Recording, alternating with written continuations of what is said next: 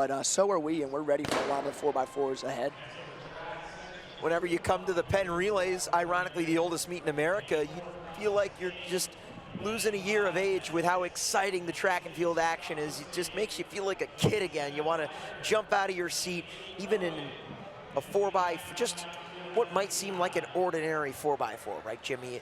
These races have the ability to just take so many sudden twists and turns, and we don't know what we're going to see next. It truly is the great equalizer, especially my favorite event, the 4x4 that you just mentioned. We have no idea what's going to happen between these 4 legs, and we can have twists and turns throughout it as we have 3 teams, 3 abreast right now on those outer lanes, oftentimes being the preference lanes, and we're seeing that manifest itself now in this first leg. For those unfamiliar, the 3-bend stagger has yet to fully unwind. As you see, the team still staggered slightly with 1 bend remaining. These exchanges and first 100 meters are going to be crucial, and so far looking the best upon the exchange is Division III, Rowan. Such a powerhouse program is Rowan. Oh, here comes Ryder as well, the other New Jersey school, and then on the extreme inside, Coppin State from Baltimore. Right you are, and they're going to take the lead as Coppin State. Really good turn for lane 4, or quote-unquote lane 1 is Coppin State. They have the lead 200 meters through the second leg. And a powerful cut in as well from the outside lane there. That is CC, that is Chicago State. It is Coppin on the front. Will we see a response late? Here comes Lehigh moving around the far turn. Yeah, Chicago State, strong finish, and they're going to take the rail. They don't have to exchange in lane 2. That makes it a little bit smoother for their third leg. Really strong finish, though. Looks like that's Ryder.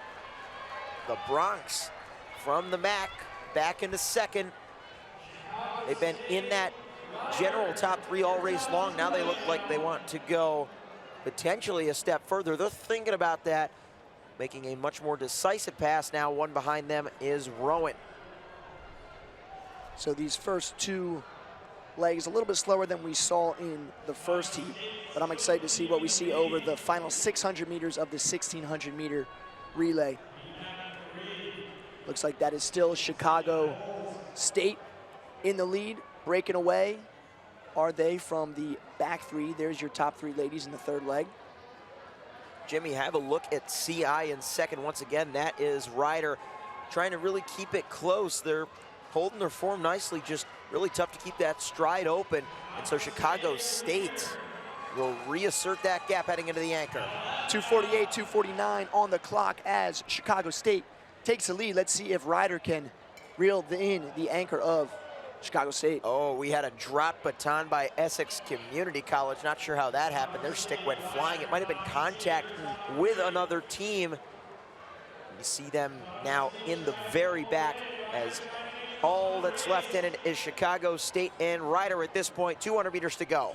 Quite the picture there. All 5 of these teams are almost separated by 10 to 15 meters. Nearly identical gap. Rowan stretching it out with Molly Lodge on the anchor, but ahead of her, Dylan Gilley of Ryder and Sanaa Parker. Sanaya's going to come off the turn with the lead. She's got this one in the bag, Jimmy, coming down the home straightaway. Sanaa Parker for Chicago State. They made the move earlier, and they never looked back. They're going to be your Heat 2 victors of the collegiate women's. How about that split? 54.52 on the closer for Sanaa Parker. Dylan Gilley just holds off Rowan by less than a second. A nice tight battle for the number